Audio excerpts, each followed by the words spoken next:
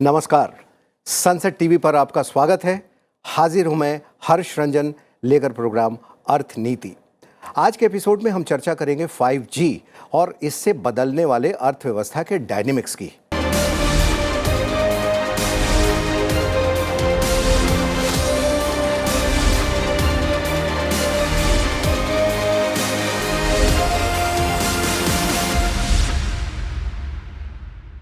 कुछ सप्ताह पहले ही भारत ब्रिटेन को पीछे छोड़ दुनिया की 5वीं बड़ी अर्थव्यवस्था बना है।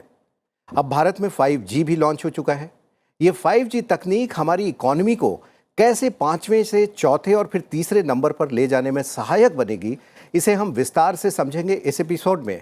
लेकिन उसके पहले मैं आपको 2 दशक पहले के अतीत में ले जाना चाहता हूँ, ताकि हम अपने आर्थिक विकास की कहानी को एक बार रिविजिट करें। अपने जीवन की 2 घटनाओं को याद करिए। पहली, जब हम आज से 20-25 बरस पहले दूसरे शहर में फ़ोन करने के लिए किसी एसटीडी या आईएसडी बूथ पर जाते थे। हम रात के 10 बजे के बाद वहां जाना पसंद करते थे, क्योंकि उस समय दिन की तुलना में फ़ोन करने के लिए 1/4 पैसे ही देने पड़ते थे। इन एसटीडी बूथों पर भी हम लंबी कतार में खड़े रहते थे और फिर 1-2 घंटे की कड़ी मशक्क़त के बाद अपने जानने वाले से बात कर एक विजयी मुद्रा में बाहर निकलते थे। एक दूसरी स्थिति देखें, जब हमें हर काम करने के लिए पैसे नकद में देने होते थे। पैसे निकालने के लिए बैंक जाना, बैंक में खिड़की से टोकन लेना, फिर आधे 1 घंटे का इंतज़ार, फिर बैंक के बाबू का एक लंबा चौड़ा लेज़र रजिस्टर निकालना, कलम से उस पर डेबिट क्रेडिट करना, आपका सिग्नेचर मिलाया जाना, फिर तीसरे काउंटर में कतार में खड़े होकर कैश पैसे लेना, उसे 2 बार गिनना, पासबुक अपडेट कराना और फिर नोटों को बड़ी ही हिफाजत से रखकर बैंक से बाहर निकलना। अभी तो आप इतना सुनने में ही बोर हो रहे होंगे, और कुल 3-4 घंटे की बैंक में मशक्क़त के बाद जो एहसास हमें जीत का होता था, वो फीलिंग आप नहीं ला सकते, क्योंकि अब पूरी दुनिया अपनी मर्ज़ी से आप जब चाहें तब फ़ोन कर सकते हैं। अपने मोबाइल फ़ोन पे आप पूरी बैंकिंग कर सकते हैं। और ये सब कैसे संभव हुआ? ये सब संभव हुआ देश में 3G आने के बाद, और उसे और आसान बनाया 4G में। और अब तो बारी है 5G की, और 5G पूरी हमारी दुनिया को बदल कर रख देगा। इस बारे में हम चर्चा करेंगे। हमारे साथ 2 खास मेहमान हैं। बिजनेस स्टैंडर्ड के संपादकीय निदेशक A.K. भट्टाचार्य साहब। नमस्कार। A.K. भट्टाचार्य साहब बिजनेस के जाने माने नाम हैं, और फाइनेंस और बिजनेस के भारी भरकम शब्दों से परे आम जनता से जोड़ने का श्रेय इनको काफ़ी हद तक जाता है। हमारे पास दूसरे मेहमान जो हैं वो है विमल वाखलू जी। आप टेलीकम्युनिकेशंस कंसल्टेंट इंडिया लिमिटेड के पूर्व चेयरमैन और एमडी हैं। स्वागत है आपका। और पहला सवाल वाखलू जी, मैं आपसे ही करना चाह रहा हूँ कि ये 5G क्या है और इसे भारत का गेम चेंजर क्यों माना जा रहा है? जी, 5G का ऐसा है कि 4G का सर्विस तो हमें मिल चुका है, और हमने उसमें देखा है कि कितना बदलाव देश में आया है 5 सालों में, 6 सालों में। तो 5G से उसके आगे का जो कदम है वो बढ़ेगा। 5G में जो लेटेंसी है, जो कि एक चैलेंज है 4G में, वो इसमें नहीं रहेगा। लेटेंसी 1 मिलीसेकंड से कम है और स्पीड 10 गुना ज़्यादा होगी।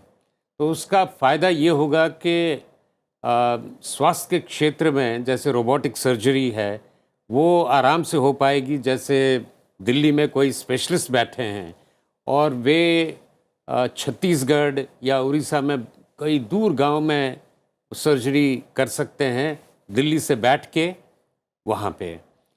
इसी तरह से ऑटोनमस व्हीकल जो है वो भी इससे चल सकती हैं, स्वचालित गाड़ियाँ। लेकिन अर्थव्यवस्था की ओर अगर जाएं तो बहुत चीज़ों में बदलाव लाया जा सकता है। जैसे स्वास्थ्य में तो मैंने बताया है, हर गांव में हम आराम से लोगों के घर तक स्वास्थ्य सेवाएं ले सकते हैं। वे सबसे जो एडवांस सेवाएं हैं उनको मिल सकती हैं घर बैठे ही।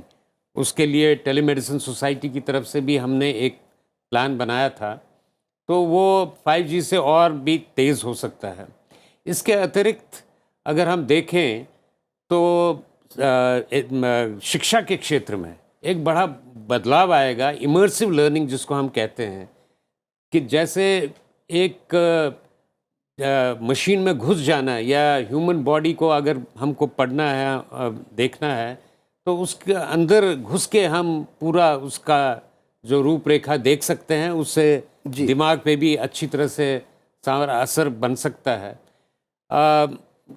कृषि के क्षेत्र में एक बहुत बड़ा बदलाव आ सकता है। प्रिसिशन एग्रीकल्चर जो कि इजराइल ने शुरू किया था, उससे हमारे जैसे देश में जहाँ पानी की काफ़ी कमी है, कम पानी से ज़्यादा फसल कैसे बोई जा सकती है, और अगर फिर आगे हम उसका ऑर्गेनिक करें तो और भी फ़ायदा होगा, स्वास्थ्य में भी उसके फ़ायदे होंगे। तो ये सारा बदलाव इस क्षेत्र में, स्मार्ट सिटीज़ में। जी वाकई साहब, आपने 3-4 क्षेत्र बताए। सबसे बड़ा जो है स्वास्थ्य क्षेत्र में बहुत ज़्यादा फायदा मिलने वाला है। क्या चीज़ें होंगी उसकी हम अभी कल्पना भी एक तरीके से नहीं कर पा रहे हैं। आप थोड़ा रोबोटिक्स से आगे जा रहे हैं। अब हम भट्टाचार्य साहब एक भी आपके पास आना चाहेंगे। हमने शुरुआत की 2 कहानी से 30 साल पहले हम इमेजिन नहीं कर सकते थे कि हम घर पे बैठकर ही बैंकिंग कर लेंगे और घर पर बैठकर ही हम किसी से भी कभी भी अपनी मर्जी से बात कर लेंगे।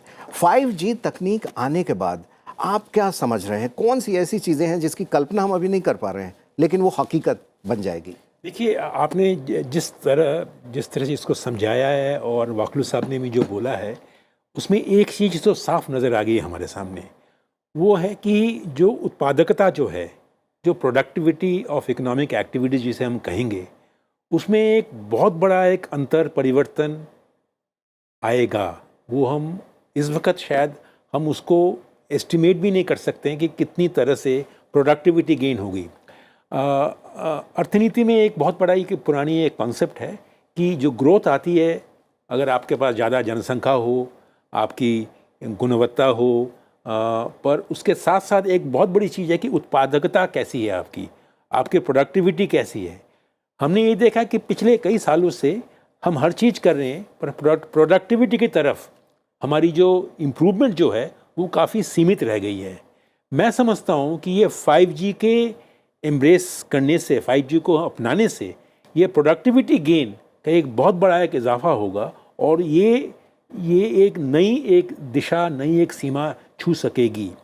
उसका एक प्रधान कारण ये है कि इस वक्त जो हमारे देश में स्मार्टफोन की जो पेनिट्रेशन जो है ऑलमोस्ट 90% तक आ चुकी है हमारे देश में, कि 90% लोग स्मार्टफोन का इस्तेमाल कर रहे हैं। 10% अभी भी नहीं कर रहे हैं, पर अगर 90% लोग अगर स्मार्टफोन का इस्तेमाल कर रहे हैं, पर सिर्फ 1/3 जो मोबाइल पेनिट्रेशन है वो अभी भी 2G में अटके हुए हैं। तो आप ये समझ लीजिए, अगर 3G, 4G और 5G ये तीनों अगर आपके सामने ऑप्शंस आ जाएंगे, तो ये जो 1/3 लोग जो अभी भी 2G में फंसे हुए हैं, वो सडनली एक नए जगत में, वर्चुअल रियलिटी की स्कोप में आ जाएंगे।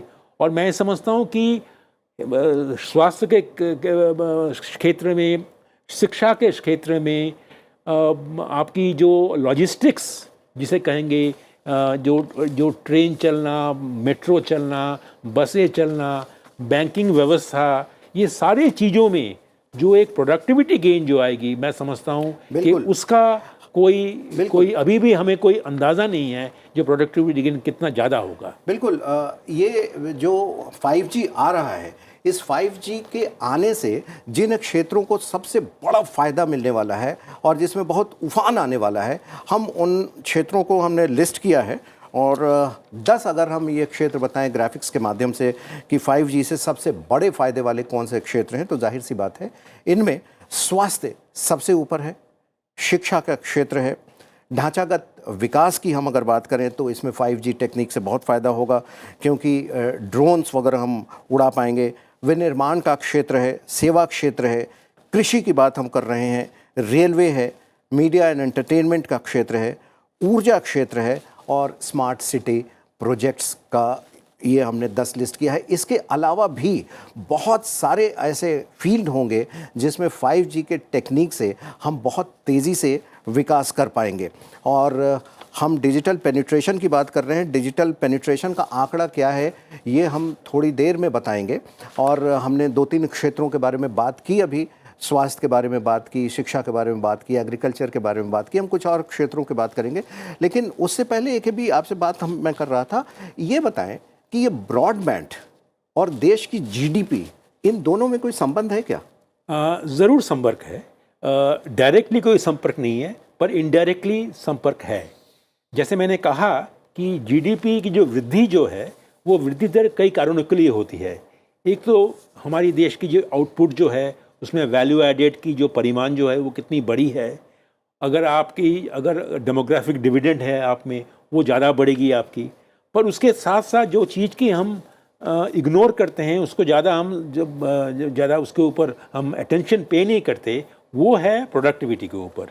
और मैं ये समझता हूँ ये टेक्नोलॉजी, ये 5G जो प्रोडक्टिविटी गेन जो लाएगी, जैसे मान लीजिए शिक्षा की बात की हमने, अगर इस वक्त एक वर्चुअल रियलिटी जो एजुकेशन जो है, वो हम उसकी अगर 10% का स्कोप भी हमने उसको एक्सप्लॉइट अभी तक नहीं किया है।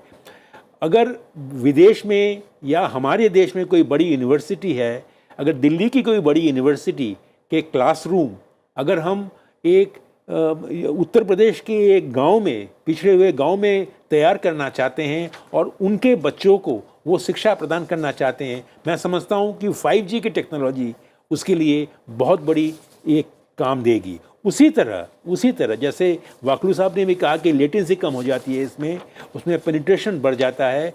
और मान लीजिए जो लॉजिस्टिक्स क्षेत्र में जो है, लॉजिस्टिक्स क्षेत्र में भी जो स्कोप फॉर एरर्स कम हो जाते हैं, और तो ये सारे गेन जीडीपी में कन्वर्ट हो जाते हैं। ये कन्वर्ट हो जाते हैं। अभी हम एक ग्राफिक्स चला रहे थे और यहाँ हम ये दिखाने की अभी कोशिश कर रहे थे, मैं अपने पैनल से बोलूँगा कि वो फुल स्क्रीन उस ग्राफिक को रखें, कि हम देखें कि कैसे डिजिटल लेन देन में बढ़ोतरी हुई है लगातार। ये आप लेफ़्ट साइड पे देखें कि अप्रैल 2021 में जो डिजिटल लेन देन था वो 15,887 करोड़ रुपए है, और लगातार ये बढ़ता गया।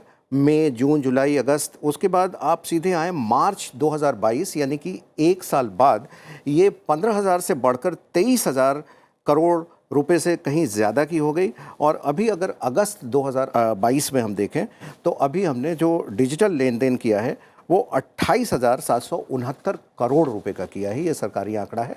और इस तरीके से हम लगातार देख रहे हैं कि ज़्यादा से ज़्यादा लोग इससे जुड़ते जा रहे हैं। टेली कम्युनिकेशन में लंबे समय का अनुभव रखते हैं वाकलू साहब, आप ये बताएं कि टेली कम्युनिकेशन किस तरीके से लोगों के अंदर समा रहा है। अब आप कहीं जाते हैं, जैसे हम सब्ज़ी खरीदने जाते हैं, 10 रुपये, 15, 20 रुपये, वो व्यक्ति भी कैश नहीं लेता है, बोलता है पेटीएम से आप पे कर दीजिए। तो ये इस तरीके से इसका कितना बड़ा और बदलाव होगा 5G के बाद? देखिए, ट्रांजैक्शंस में बढ़ोतरी तो होगी, इसमें कोई दो राय नहीं है। और जो आपने अभी एग्जाम्पल दी है, सारे सब्ज़ी वाले सारे ये मना करते हैं, उसका कारण भी आपने शुरू में समझाया था कि जब बैंक से हम निकलते थे तो पैसा संभाल के रखते थे, तो उनके लिए भी वो समस्या तो है ही, जो भी हैं, और वो भी उनके लिए भी यही एक कारण है कि ये वो ट्रांजैक्शन जो है डिजिटल ही चाहते हैं। तो अब इसमें 5G से ये बढ़ोतरी होगी कि एक तो इमीडिएट ट्रांजैक्शंस होंगे, फेल ट्रांजैक्शंस कम होंगे, और उसमें भी 5G में आगे सिक्योरिटी वगैरह का भी चैलेंज भी रह सकता है और उसके फ़ायदे भी मिल सकते हैं। और ट्रांजैक्शन ज़्यादा सिक्योर होने से और ज़्यादा ट्रांजैक्शंस और भी बढ़ जाएंगे। ये एक विशेष उसका फ़ायदा रहेगा। इसका एक फ़ायदा आएगा, वो सरकारी तौर से फ़ायदा आएगा, वो सरकार के खजाने में इसका बहुत बड़ा एक अपसाइड मिलेगा। इस वक्त जो ये डिजिटल पेमेंट अगर और भी इजी बन जाए 5G या 4G के ज़्यादा प्रसार से, मैं समझता हूँ सरकारी खजाने में इसका इम्पैक्ट बहुत ही पॉजिटिव होता है। क्योंकि जो डिजिटल ट्रैकिंग जो पहले नहीं हो सकती थी, अब वो डिजिटल ट्रैकिंग हो सकती है, और ट्रांजैक्शंस सरकारी दायरे के बाहर नहीं हो सकती है, वो अकाउंटिंग दायरे के अंदर होगी। इसका मतलब वो ट्रैकिंग अच्छी होगी और सरकारी खजाने में इसका एक पॉजिटिव इम्पैक्ट होगा। उससे भी जीडीपी का एक इम्पैक्ट होगा। ये वाकलू साहब इन्होंने बहुत इम्पोर्टेंट बात कही, बहुत इम्पोर्टेंट। इससे भ्रष्टाचार में तो एक तरफ लगाम लगेगी ही। आपसे मेरा एक सवाल ये है कि जब हम 3G से 4G पहुंचे, 4G से अब 5G पहुंच रहे हैं, लगातार इंफ्रास्ट्रक्चर, ब्रॉडबैंड इंफ्रास्ट्रक्चर डेवलपमेंट भी बहुत ऊंची, बहुत इंपॉर्टेंट चीज़ है जी। हमारा देश आज कहाँ खड़ा है ब्रॉडबैंड इंफ्रास्ट्रक्चर डेवलपमेंट में? मेरा मतलब ऑप्टिक फाइबर केबल से। जी, देखिए ऐसा है कि एक स्कीम शुरू की गई थी, भारत नेट। तो ये मतलब पहले उसको नोफन कहते थे हम। उसका एम ये था कि हर ग्राम पंचायत में हम ऑप्टिकल फाइबर पहुंचाएं, क्योंकि भारत तो 70% गांव में ही रहता है, तो हर गांव को हमको कनेक्ट करना है। तो अभी भी काफ़ी ग्राम पंचायत तो कनेक्ट हो चुके हैं। साथ में अब एक और है कि जो बाकी 4 लाख गांव हैं वहाँ तक भी इसको पहुँचाना है, तभी जाके ब्रॉडबैंड कनेक्टिविटी पूरी मानी जाएगी। लेकिन एक और चीज़ हो रही है जो मे बी इससे सीधा जुड़ा नहीं है। अब सैटेलाइट लियो सर्विस भी देश में चालू हो जानी मतलब अभी कुछ महीने में या 1 साल भर में वो भी आरंभ हो जाएगी, और उसके आरंभ होने के बाद हर गांव कवर हो सकता है, और 5G और वो मिल के पूरा ब्रॉडबैंड सर्विस पूरे देश में आ सकती है, और उससे फिर जो अर्थव्यवस्था है उसको एक नई दिशा मिलेगी। ये सरकार ने पिछले 6-7 वर्षों में ऑप्टिक फाइबर बिछाने का काम बहुत तेज़ी से किया है। मैंने स्वयं देखा है अरुणाचल प्रदेश और नागालैंड जैसी जगहों पे भी, जहाँ बड़ा दुर्गम स्थान है, लगातार ऑप्टिक फाइबर बिछाने का काम हुआ है, अभी भी चल रहा है। और वहीं नहीं, समंदर में भी भारत ने ऑप्टिक फाइबर बिछाया है, यहाँ से पोर्ट ब्लेयर तक। जी। तो ये काम कितना कठिन होता है। और एक और इंटरनेशनली हमने सुना है, आप उसकी डिटेल बता पाएंगे, कि सिंगापुर जो है उसे आप जंक्शन कह सकते हैं, कि वहाँ हर जगह का ब्रॉडबैंड ऑप्टिक फाइबर वहाँ आके मिलता है। और हम कोई MMITS, Malaysia, Myanmar, India, Thailand, Singapore, ये कौन सी लाइन बिछ रही है, क्या है ये? ऐसा है कि ऑप्टिकल फाइबर तो अभी भी है, और मतलब इन देशों को जोड़ते हुए, क्योंकि जो इंटरनेशनल ऑप्टिकल फाइबर केबल्स हैं वो तो लगी हैं, लेकिन अब इसमें एक विशेष बात ये रहेगी कि वो अंडमान से होकर जाएगी। तो इससे अंडमान के जो सारे एरियाज़ हैं वो तो कवर हो ही जाएंगे, और साथ में हम उस मेन चीज़ से एक ऑल्टरनेटिव रूट जोड़ पाएंगे उससे। ये एक फ़ायदा है। और आपको तो पता ही होगा कि फाइनली प्लान है कि इवन रोड हम पूरा वहाँ सिंगापुर तक ले जाएंगे यहाँ से, बिकॉज़ म्यांमार जो है, जो बॉर्डर पे है, वहाँ तक तो हम हैं ही। थाईलैंड से मलेशिया, मलेशिया से सिंगापुर।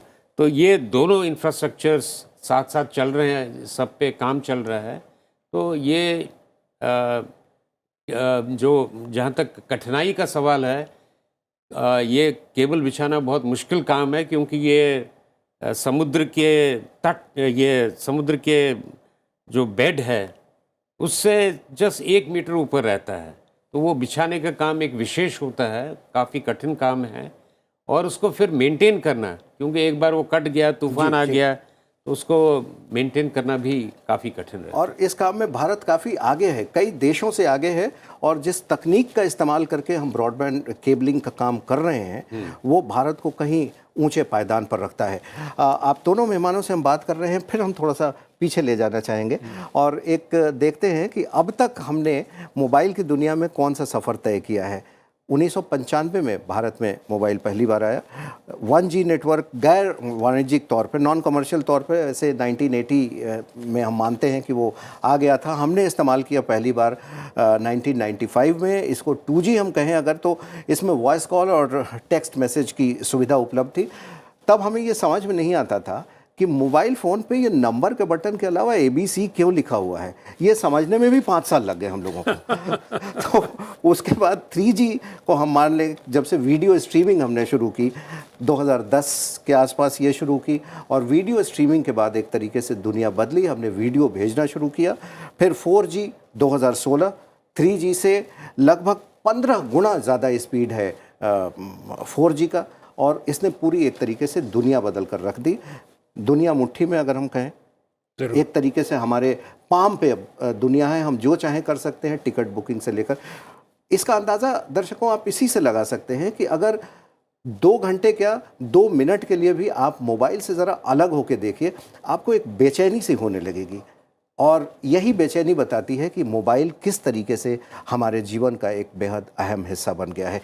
एक भी आप संपादक हैं, आप ये बताइए कि इस 4G और अब 5G का कैसे आप उपयोग करेंगे और क्या नई चीज़ें आप सोच रहे हैं कि अपने काम में इसको आप ले आएंगे? देखिए, एक तो मैं आपको मीडिया के एक रिप्रेजेंटेटिव होकर मैं कह सकता हूँ कि 4G का जो एक अवदान रहा है कि कोविड काल में जो दुनिया के अखबारें, एक दिन का भी गैप नहीं हुआ। हालांकि लॉकडाउन हो गया था, लोग ऑफिस में नहीं जा रहे थे और लोगों ने अखबार बनाया है, अखबार छापा है, आपके चैनल ने सारा प्रोग्राम किया है, पर उसमें कोई लोगों को ऑफिस में आने की ज़रूरत नहीं थी।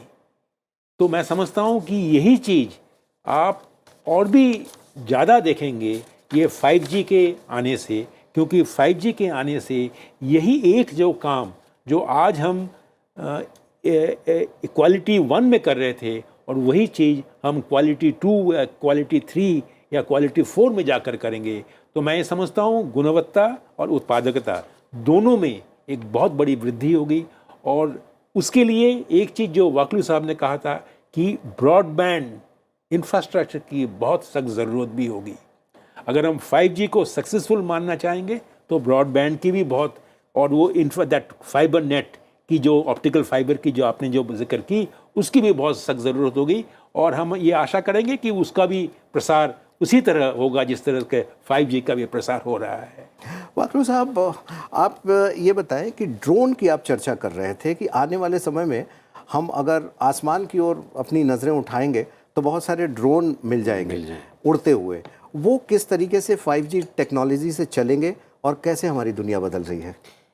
देखिए, ड्रोन अभी 4G टेक्नोलॉजी से भी चल रहे हैं, लेकिन जैसे कि मैंने बताया पहले कि लेटेंसी वगैरह कम होने के कारण रिस्पांस टाइम जो है वो तेज़ होगा और थ्रूपुट भी ज़्यादा होगा। और इसमें ड्रोन्स का इस्तेमाल, जैसे कि भट्टाचार्य साहब बता रहे थे, इस कोविड के दौरान काफ़ी उसका इस्तेमाल हुआ पूरा दुनिया में, हर चीज़ में, मेडिसिन ड्रॉप करने में, लोगों को अगर कोई इमरजेंसी सर्विस है उनको उठाने में भी, या लोगों का सैंपल लेना है, ब्लड सैंपल लेना है, उस सब चीज़ों में वो तो इस्तेमाल हुआ ही है। साथ में लॉजिस्टिक्स में इसका काफ़ी एप्लीकेशन है, एक जगह से दूसरी जगह करने का। और रेलवे वाले मैं देख रहा हूँ सर्वेलेंस के लिए जैसे आपने बताया, रेलवे के लिए भी ट्रैक्स मॉनिटर करना, क्योंकि खासकर आजकल जबकि टेररिज्म का काफ़ी चैलेंज है, तो पहले एक ट्रेन को आगे, इंजन को आगे भेजना पड़ता था पायलट करने के लिए। अब ये ड्रोन से हो सकता है और रिस्पांस टाइम तेज़ होने से मतलब ये है कि डिले नहीं हो सकता है, मतलब उसमें काफ़ी कमी आएगी। बिल्कुल। तो ऐसे बहुत एप्लीकेशंस हैं ड्रोन्स के ही। और जो सुपरवाइजर की भूमिका है, हाँ, वो धीरे धीरे ड्रोन ले लेगा, कठिन क्षेत्रों में भी जाकर ऊपर मतलब से वो ले लेगा, क्योंकि रेलवे ऐसा कर रहा है, हम देख रहे हैं। एक छोटा सा सवाल है आपसे इकोनॉमी से जुड़ा हुआ कि देखिए, अब हम केवल उपभोक्ता बाजार तो है नहीं है, ऐसा नहीं है कि हम सिर्फ कंज्यूम कर रहे हैं चीज़ों को, हम चीज़ें देश में ही बना रहे हैं, मेक इन इंडिया है, और हम निर्यात भी कर रहे हैं। 5G टेक्नोलॉजी में हम इसका कितना और फ़ायदा उठा पाएंगे बाहर के देशों को निर्यात करने में? 5G टेक्नोलॉजी से एक बहुत बड़ा जो फ़ायदा होगा वो है इंडस्ट्री 4.0, मतलब काफ़ी उसमें ऑटोमेशन होगा और चीज़ें जैसे अभी चीन में हो रहा है तो वैसा यहाँ पे भी काफ़ी बड़े स्केल पे हो सकता है। ये मैन्युफैक्चरिंग हब बन सकता है इंडिया, क्योंकि काफ़ी लोग एक देश में सारा अपना मैन्युफैक्चरिंग सीमित न रख के दूसरे देशों में भी जाना चाहते हैं, और भारत उनमें से एक है। और भारत में भी जो अभी स्कीम्स अनाउंस हुई है, गति शक्ति एक महत्वपूर्ण है उसमें, तो उसमें ये एक 5G सर्विस ऐसे क्षेत्र में एक जो एनेबलिंग रोल प्ले करेगा, ताकि इंडस्ट्री 4.0 और बाकी सर्विसेज भी, जितनी यहाँ पे सॉफ्टवेयर डेवलपमेंट भी होता है, कई जगह आर्टिफिशियल इंटेलिजेंस में हम मशीन लर्निंग करते हैं, तो अभी एक देश से दूसरे देश में कोलैबोरेटिव मोड में भी हो सकता है, लो लेटेंसी के कारण और हाई स्पीड के कारण। तो ये सब चीज़ों में इंडिया एक बड़ा रोल प्ले कर सकता है, क्योंकि हमारे लोग ही विदेशों में भी यही काम कर रहे हैं, अब देश में बैठ के कर सकते हैं, ताकि देश में हमारा IPR भी बना रहे और हमको उसका एक्चुअल फ़ायदा मिले। बिल्कुल। इसका और एक फ़ायदा होगा, ये फ़ायदा तो ज़रूर होंगे, उसके साथ साथ 5G के बाद, 5G का मतलब सिर्फ टेक्नोलॉजी नहीं आ रही है, 5G के साथ साथ बहुत बड़ा इन्वेस्टमेंट की ज़रूरत होती है, और 5G को साकार करने के लिए इन्वेस्टमेंट ऑलरेडी चालू हो गया है। तो मैं ये समझता हूँ कि अर्थनीति के लिए ये 5G का लाना, ये इंफ्रास्ट्रक्चर क्रिएट करने की जो इन्वेस्टमेंट, जो एक पुश मिली है, वो एस्टिमेट है कि ये जो GDP का जो एक मल्टीप्लायर इफेक्ट जो होगा इसका, बहुत काफ़ी होगा। करीबन 34 बिलियन डॉलर का ऐसा कुछ एस्टिमेट आया है। अभी उसका कुछ नहीं, कंफर्मेशन नहीं है, पर लोग कह रहे हैं कि इसका इन्वेस्टमेंट होगा। वो मैं समझता हूँ वो भी एक बहुत बड़ा एक इम्पैक्ट इकोनॉमी के ग्रोथ के लिए होगा। बहुत इंपॉर्टेंट बात आपने बताई। और हम देखते हैं कि किस तरीके से हमारा जो डिजिटल पेनिट्रेशन की हम बात कर रहे थे कि कैसे बढ़ा है। आज हम बात करें 2016-17 में सिर्फ 44 बैंक UPI से जुड़े हुए थे। 2017-18 में इनकी संख्या 91 हुई, अगले साल 142, फिर 148, 216। 2021-22 में 314 बैंक जुड़े, और 2022 में इस वर्ष सितंबर तक अभी तक हमारे 358 बैंक UPI से जुड़े हुए हैं। और वाकलू साहब बता रहे थे कि ग्राम पंचायतों में, गाँव में भी ये बढ़ रहा है। तो जाहिर सी बात है कि जो ये 358 बैंक जुड़े हुए हैं, इसमें ज़्यादातर बैंक जो हैं वो कोऑपरेटिव बैंक हैं, ग्रामीण बैंक हैं। तो वो किस तरीके से इसमें जुड़ रहे हैं और लगातार इसका हम फ़ायदा लेते जा रहे हैं। हमने 5G पर आज बातचीत की, और 5G हम लॉन्च कर चुके हैं, और 5G के बाद 6G पर हैदराबाद IIT में ऑलरेडी काम शुरू हो चुका है, क्योंकि हमारी सरकार का मानना है कि 6G में हम पूरे दुनिया के लीडर हों, और उस पर काम अभी से ही चल रहा है। हमने चर्चा की। आप दोनों मेहमानों का बहुत बहुत धन्यवाद। लेकिन चलने से पहले हम अपना एक सेगमेंट देते हैं आपको, पैसा बोलता है। और पैसा बोलता है में हम आपको अतीत में ले जाते हैं।